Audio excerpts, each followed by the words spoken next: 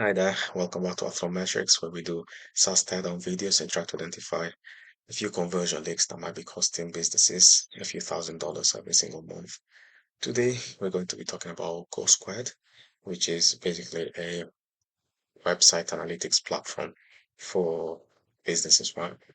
Okay, so this is really helpful if you are interested in all the analytics that basically go behind the scenes of your website. Okay, so first of all, we can talk about the headline. We can see that it's very clear. It's not uh, confusing about what the software does specifically, and it's very clear. So it's very, very good for the prospect. And also, they can they've got a lot of credibility in terms of the thousands of businesses that have already trusted them, and they've got a lot of credibility in terms of the brands here that you can see. So this is really good. And here as well, you get the CEO going through the actual software and explaining to you guys how it actually works, which is great again for the prospect to have an idea of basically how to use this software, right? And here they go more in depth about how to actually set it up and the comparison between other analytics tools. And they've got some very questionable policy. Well, obviously here they've already said that it's an alternative to Google Analytics from. So, but yeah, it's funny because you're like, oh, I wonder what those other analytics tools are, clearly colored with the Google's colors. And then obviously they're saying that they don't actually do anything with your data, which is an added advantage, I guess.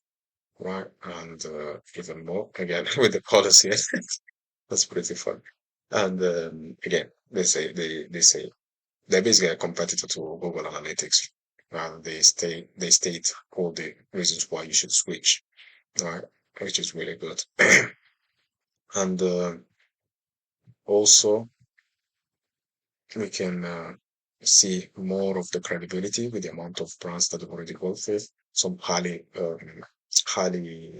profiles, high profile ones as well, like JP Morgan, Whole Foods, Dell, Macmillan, right, and other ones, right?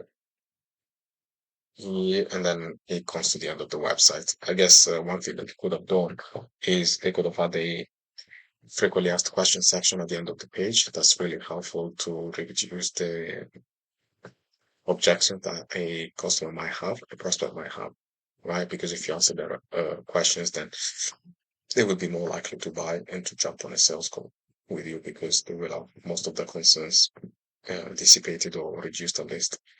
Also, they don't really have any kinds of contact form at the top of the page or anywhere really that could have potentially increased the number of opt-ins that they get by simply increasing by simply promising a lead magnet or a freebie or any kinds of discounts, basically anything that would increase the number of opt-ins by acting as an incentive for the prospect to provide their contact details.